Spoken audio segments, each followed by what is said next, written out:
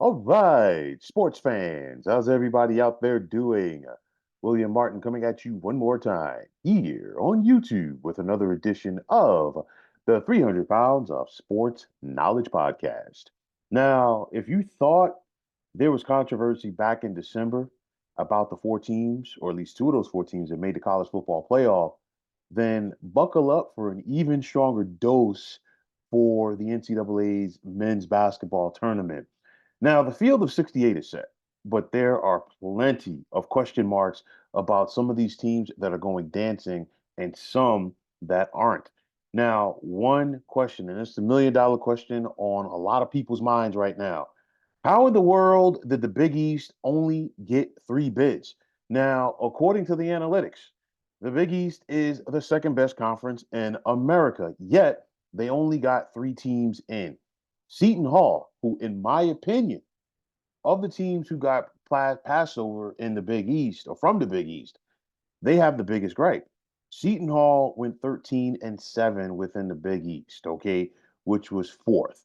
And in the 45-year history of this conference, all right, Seton Hall is became the first team to be at least 5 games over 500 within conference play in the Big East and not make the NCAA tournament.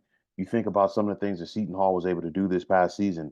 Two wins over St. John's during the regular season. They also beat Marquette and they also beat Connecticut. And that Connecticut win, in my opinion, should stand for a lot because UConn, they're the defending national champions.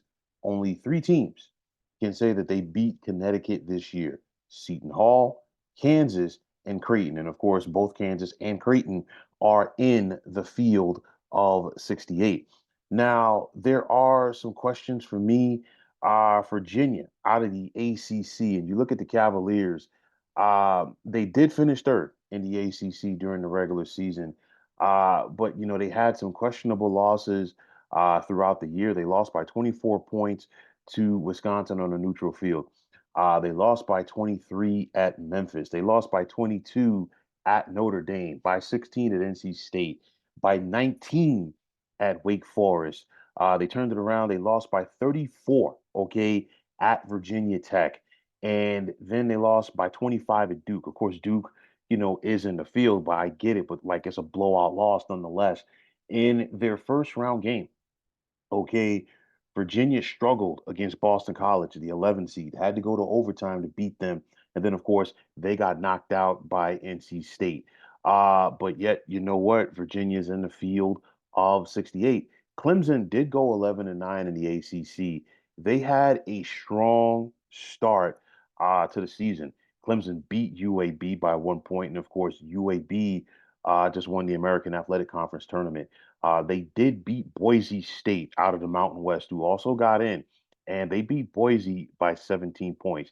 They beat a good Alabama team at Alabama by 8 points. That has to count for something. They also beat Clemson by 5. They won at Pitt, and they also beat TCU. But then comes the questionable losses. They lost by 13 points at Miami. They lost by 15 points at Virginia Tech.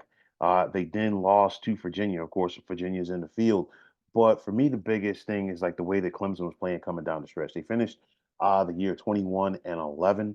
They lost at Notre Dame, and then they also lost to Wake Forest, a Wake Forest team that did have a case to get in as well. But then what they did in the ACC tournament, and it was terrible. Clemson didn't even show up. Okay, they just lost. They were the sixth seed going into this tournament. Boston College was the 11th seed, and then BC played like the sixth seed as Boston College just beat Clemson 76 to 55. Okay, so they were one and done there. Everybody knows this was a down year for the Pac-12, and of course, it's the last year for the Pac-12. Now, one thing's for sure, I think everybody could have been in agreement that Arizona and Washington State were locks to make the NCAA tournament out of the Pac-12. Arizona won the Pac-12 in the regular season. Washington State finished second. Of course, all of that changed once Oregon knocked off Arizona in the Pac-12 semis, and then of course Colorado beat Washington State in the Pac-12 semis as well. Now, I thought, and clearly I was wrong on this, that, Oregon and Colorado getting it on in the Pac-12 championship game last night was basically a de facto playing game for the winner. And of course, the loser was probably going to be into the NIT. No, both Oregon and Washington, and pardon me, and Colorado got in. Now, clearly, Oregon deserved to win. They won the Pac-12 tournament, and you're still not going to take the bids away from Arizona and Washington State. But then comes Colorado. That's another questionable team for me. Another big question mark here, Michigan State. To me, I think the Spartans got into the big dance based off of reputation. The Spartans were 19 and 14 this year. They had a questionable loss to James Madison to begin the season, while they're coming into the NCAA tournament losers of 5 out of their last 7.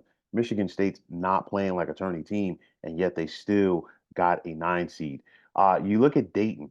Dayton had 0 quad 1 wins, and their best victory this season was St. John's. And then not only did Dayton get in, Dayton got a 7 seed. Okay, and I really thought, in my opinion, that their bid was up in the air after they lost to Duquesne in the A10 tournament, a Duquesne team that they beat twice during the year, but yet and still Dayton got in.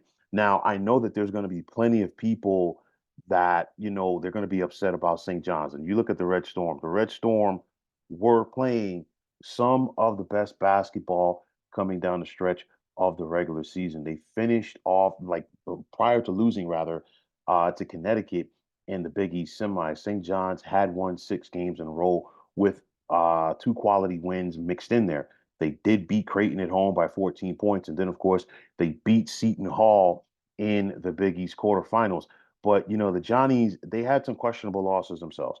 Their second game of the season, they lost by 16 to Michigan. That was a Michigan team without their head coach, Juwan Howard. And then, of course, Michigan just really crapped the bed throughout the season in the Big Ten. They finished 8 and 24. And of course, Juwan Howard lost his job. They lost to Dayton by 7 points on a neutral court. They lost by Boston to Boston College on a neutral court by 6 points. And then, of course, they had a stretch in Big East play where they lost 8 out of 10, and clearly that was something that really hurt the case of St. John's. Now you look at the bid stealers. You look at Duquesne winning the Atlantic 10, Oregon winning the Pac-12, UAB winning the American, and then North Carolina State winning the ACC tournament. And of course, all 4 of these teams that I mentioned here, excuse me, if they don't win their respective conference tournaments, we're not having this discussion. But it's one of those we saw, across the country, how many number 1 seeds in their respective conference tournaments lost throughout conference championship weekend. And I think that's going to be a microcosm of things to come in the NCAA tournament. I'll touch on that in a minute. But nonetheless, whenever you have that situation, clearly it changes things. Duquesne took a bid away from somebody. The same thing for Oregon, the same thing for UAB, and the same thing for North Carolina State. Now, clearly, it's hard to argue with the strength of both the eight with the SEC and the Big 12 this year. Both of those leagues got 8 teams, and honestly, both the SEC and Big 12 deserved it. We saw the strength of the SEC this past weekend. Teams 1, 2, and 3, as far as in the standings, all were one and done in that conference. Texas A&M finished on a strong note. You look at what Florida was doing. Of course, unfortunately for the Gators, one of their key players, broke his leg. So that's probably going to be it for him. But nonetheless, you still have a strong league. And what can we say about the Big 12 that has not been said all season long? But there are several teams out there that have gripes. Seton Hall, definitely. Like I said, you can make a case for St. John's, but honestly, in my opinion, I think the 2 teams that really have a legit gripe coming out of the Big East is Seton Hall and Providence. Providence beat Wisconsin this season. They also beat Marquette. They beat Seton Hall, and they beat Creighton twice. Okay, and Providence did this primarily without their best player, who blew out his knee early on in the season. And again, if we're talking about strength of conferences, there's no reason why the Big East only got 3 teams, while the Pac-12 got 4, and then the ACC got 5. Okay, as well as the Mountain West getting 6. So you can also make a case for Indiana State out of the Missouri Valley. But, it's one of those things. This is a very tough and tricky spot. There's only 68 bids, and generally every single year, there's going to be teams, unfortunately, that we're going to sit back and say, "How in the world did they get in?" And then, unfortunately, there's going to be teams that you're going to say, "How in the world did they not get in?" And that is a case right here. I think what did hurt the Big East, you look at the bottom of their league, and I'm just playing devil's advocate here. DePaul going winless in the conference, and then Georgetown only winning 2 games. And of course, Georgetown's 2 wins were over DePaul. But like I said, the Big East is a very tough basketball conference to navigate. And clearly, the committee does not see it that way, but they truly are.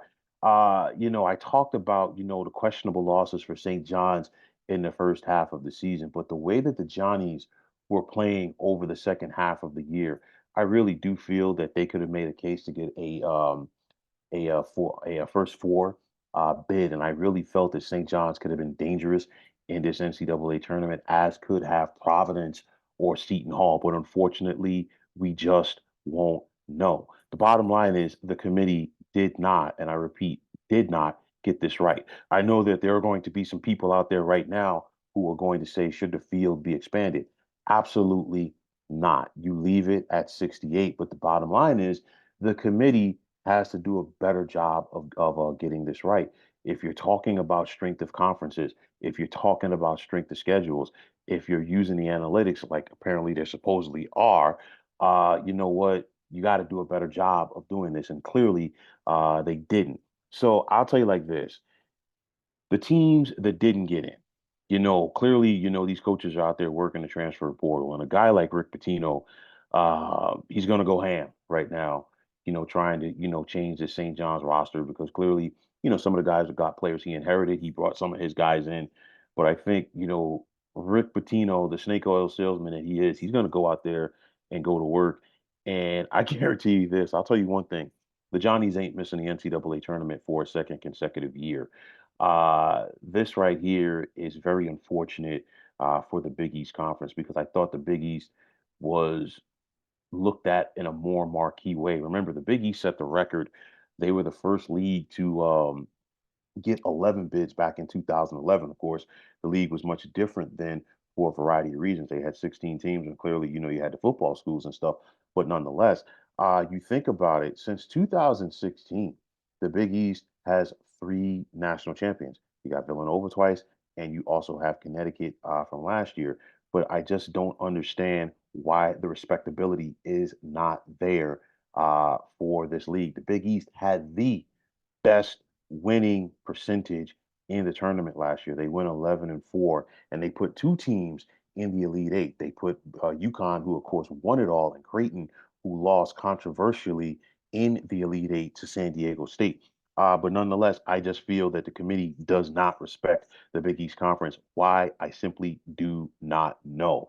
But looking ahead to this NCAA tournament, you look at the 1 seeds, and honestly, I can make a case for all of them not to even get to the Final Four, not because of what they can and cannot do. It's the road ahead of them. You look at Houston, okay? Their first 2 games are in Memphis before heading to the South Regional if they make it that far against Dallas. I mean, in Dallas, excuse me. And for the Cougars, if they get past Longwood in round number 1, they've got Nebraska and Texas A&M in round number 2. And Fred Hoiberg's Cornhuskers have been playing some good ball coming down the stretch. And you look at what Buzz Williams and Texas A&M were doing, heading into the SEC tournament. That's not a good look for Houston. And I know that the Cougars can turn it on. But then you look at that South region, and I think right here, I think Wisconsin as a 5 seed could be a very dangerous team. Then you look at the bottom half of that bracket. Texas Tech takes on NC State in a 6-11 matchup in Pittsburgh in round number 1. How much does NC State have left in the tank after they just won 5 games in 5 days? I will say this: it's not impossible for North Carolina State to get on a run. We saw Connecticut do it back in 2011 with Kemba Walker. They went 5-5 in the Big East tournament. And then, of course, they went on to win the national championship. So it can be done. Kentucky was playing as good as anybody could, or anybody was rather, heading into the SEC tournament, and then they were one and done. Can the Wildcats get back on track as the 3 seed in the South? We got to wait and see. The Florida injury, how is that going to affect the Gators? I look at Marquette, and Marquette is a very dangerous team in the South, and I'll tell you why. The Golden Eagles were not playing good without Tyler Kolek, their best player, and of course, the 2023 Big East Player of the Year. But I think the fact that Marquette was able to win some games at the end of the regular season. They beat Xavier, and then they turned around and they got to the Big East final without Tyler Kolek, and they lost to UConn for the third time this year. I get it, but if you're Marquette, you did kind of get your sea legs back, and they hung with Connecticut in that contest for about 30 minutes. So they got to say, you know what, we're gonna get Tyler Kolek back. Let's try to get our sea legs back. I think the Golden Eagles could be dangerous in that South region, or pardon me, the South region. Please forgive me on that. You look at the East Regional. And UConn, they're the number one overall seed in this tournament. Uh, you know, Geographically, they don't have to travel that far. They're going to be in Brooklyn for the first weekend of the NCAA tournament. And then, of course, if they get to the Sweet 16 is in Boston. And I guarantee you, the folks from stores are going to make their way and make their presence known in Beantown should the Huskies get that far. But we're talking about a possible UConn Florida Atlantic meeting in the second round in Brooklyn. And of course, Florida Atlantic made the Final Four last year. This could be a battle of 7 footers here. We got to wait and see. Now, also in that region, you got San Diego State as the 5 seed. So basically, you've got 3 teams that made the Final Four last year in the same bracket. But you look at it, a potential San Diego State Auburn contest in the second round in the East Regional. And then, of course, the winner of there could possibly place UConn or even possibly Florida Atlantic. And the reason why I say it is this: Connecticut, they've won the national championships 5 times prior, but never have we seen a UConn team get past the second round as defending champs. They made it to the second round in 2000 after winning in 1999.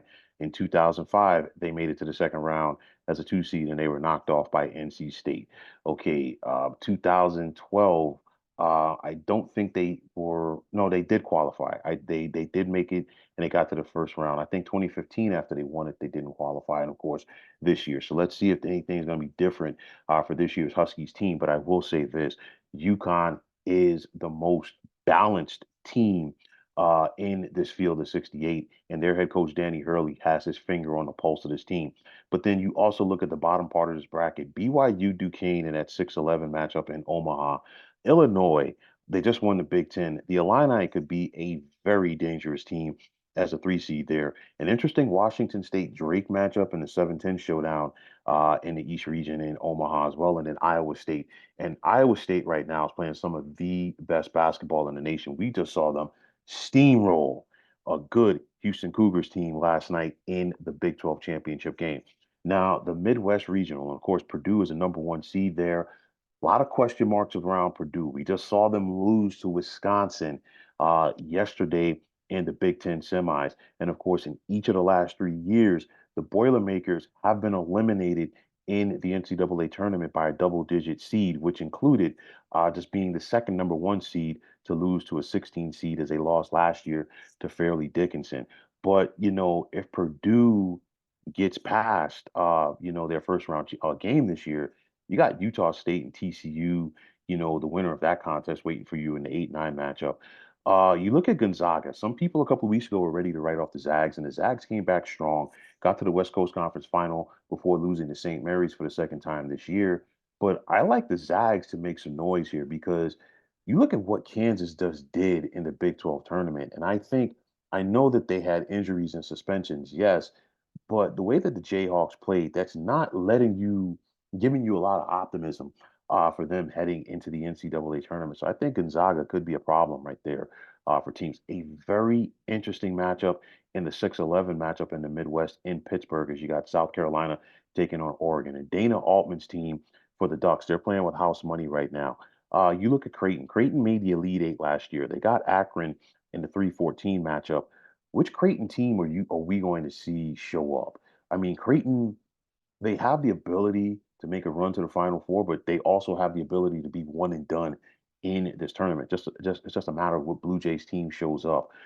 Texas is a 7 seed in the Midwest. They're going to get the winner of the Virginia Colorado State playing game. Texas has not been playing great ball coming down the stretch, and neither has Virginia.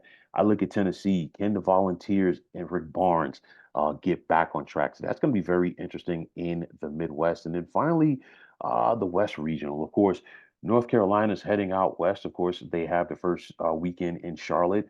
But the Tar Heels, if they get past the winner of Howard and Wagner in the 116 matchup, then you've got Mississippi State and Michigan State in that 8-9 matchup. And again, Mississippi State was playing some great ball coming down the stretch, and we saw what they did in that SEC tournament. The 5-12 matchup between St. Mary's and Grand Canyon, and then Alabama taking on Charleston. I think St. Mary's and Alabama could be a very interesting matchup. And then Alabama possibly going up against North Carolina in the Sweet 16 in LA would be interesting. But then how about Alabama possibly facing Mississippi State? Two SEC teams getting it on in the Sweet 16. It could possibly happen. I talked about Clemson and the way that they looked against Boston College. Now they get New Mexico in that 6-11 matchup, and New Mexico is hot right now. Richard Pitino's team, he's got a rep for, his dad in this one, but nonetheless, the Lobos are, playing some good ball right now. Baylor right there is a dangerous team as they get Colgate in the 3-14 matchup.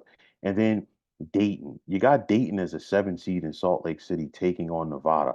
There's going to be a crowd, differentiation right there as far as the folks, supporting the Wolfpack and their head coach, Steve Alford. And then finally, Arizona at the number 2 seed in the West. The Wildcats were one and done last year after they lost to Princeton. Can the Wildcats figure it out and get on a run? I'll tell you like this, that could be a very intriguing second round matchup right there. Arizona and Nevada potentially, but Arizona's got to get past the Long Beach State team right now that is playing with house money. I'm looking at these brackets, and for me, I think that we're going to see our fair share of upsets in round number one. It would not surprise me to see New Mexico beat Clemson in the first round. It wouldn't surprise me to see Long Beach State beat Arizona, honestly. The Wildcats, sometimes they sleepwalk. Just ask Princeton last year about that.